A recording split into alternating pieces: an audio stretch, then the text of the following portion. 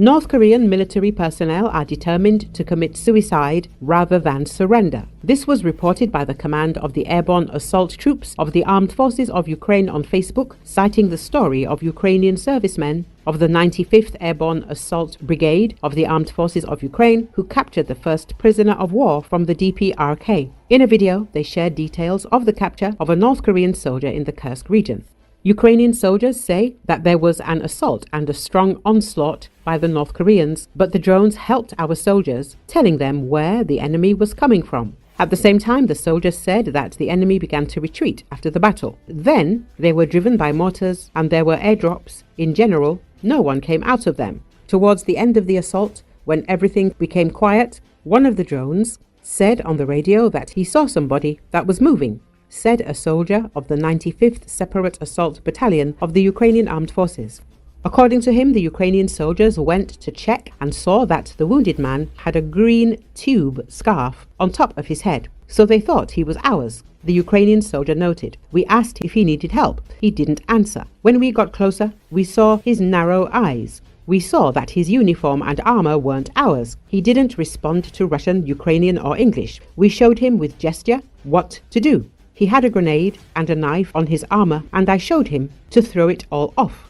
At the same time, he told about a funny incident. When they searched the prisoner, they saw sausage, and he showed that it was am, and we left it for him.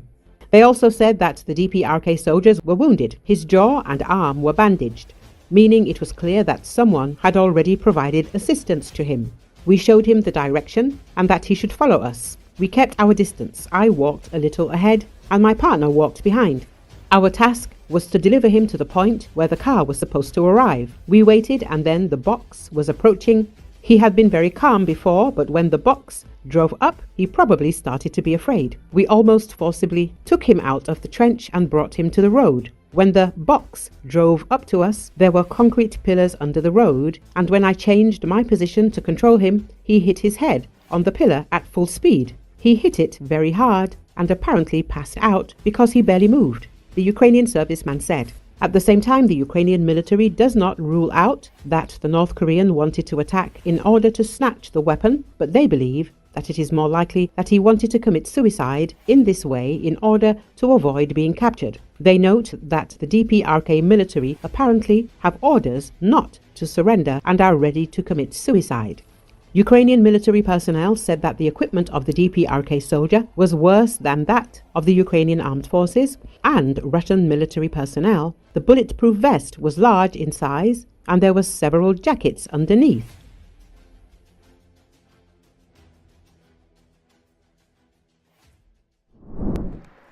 Donald Trump, who overcame impeachments, criminal indictments, and a pair of assassination attempts to win another term in the White House, was sworn in as the 47th president Monday, taking charge as Republicans assume unified control of Washington and set out to reshape the country's institutions.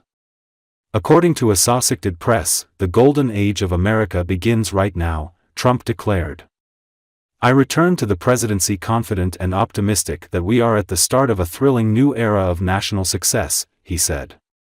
Trump will act swiftly after the ceremony, with executive orders already prepared for his signature to clamp down on border crossings, increase fossil fuel development and end diversity and inclusion programs across the federal government.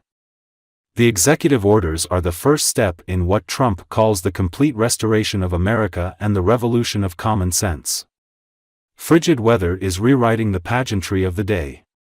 Trump's swearing-in was moved indoors to the Capitol Rotunda, the first time that has happened in 40 years, and the inaugural parade was replaced by an event at a downtown arena. It is my honor and pleasure to introduce to you the 45th and the 47th President of the United States of America, Donald J. Trump.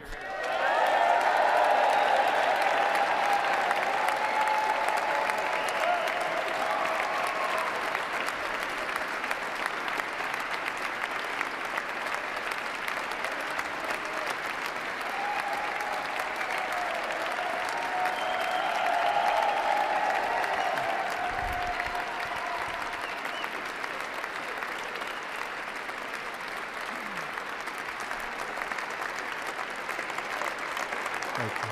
Thank you very much, everybody. Well, thank you very, very much. The golden age of America begins right now.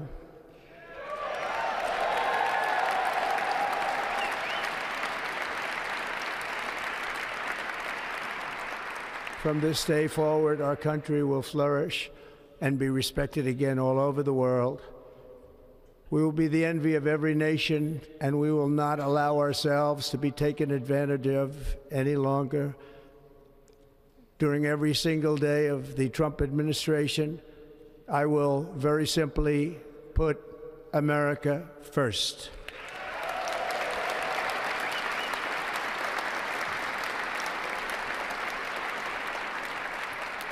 Our sovereignty will be reclaimed.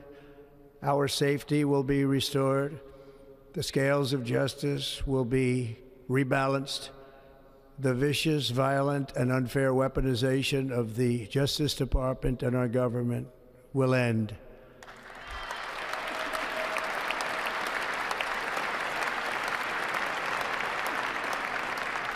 And our top priority will be to create a nation that is proud, prosperous, and free.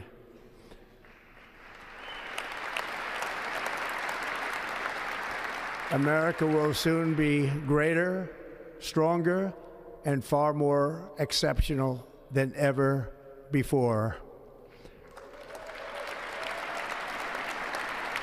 I return to the presidency confident and optimistic that we are at the start of a thrilling new era of national success. A tide of change is sweeping the country, sunlight is pouring over the entire world, and America has the chance to seize this opportunity like never before. Recently, Ukrainian Armed Forces soldiers regained control of lost positions near the towns of Kyiv Yar and Toretsk in the Donetsk region.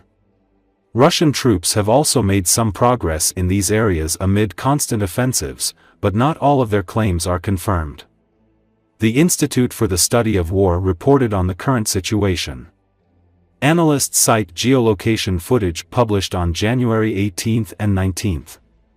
According to information from the front, Ukrainian forces have regained control over lost positions at the fireproof plant in the central part of Kyiv Yar. Press Secretary of the Operational Tactical Group, Lugansk, Lieutenant Colonel Dmitry Zaporozhets reported that the Ukrainian Armed Forces have repelled Russian attacks of small and medium caliber on the territory of the plant.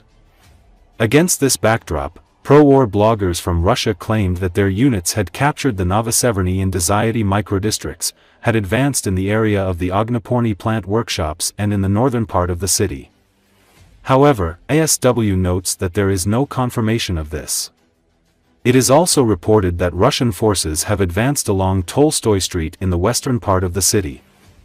In addition, on January 18 to 19, the occupiers continued ground attacks in Kyiv Yar itself and to the south of it, near Pretikino, Stepachki, Belyagora. According to military observers, units of the Russian 215th Reconnaissance Battalion, UAV operators of the Terek Reconnaissance Brigade and the Sever-V Brigade are operating in the direction of Kyiv Yar. Additional units of the same 98th Division and the 200th Motorized Rifle Brigade of the Russian Armed Forces are operating in the city itself.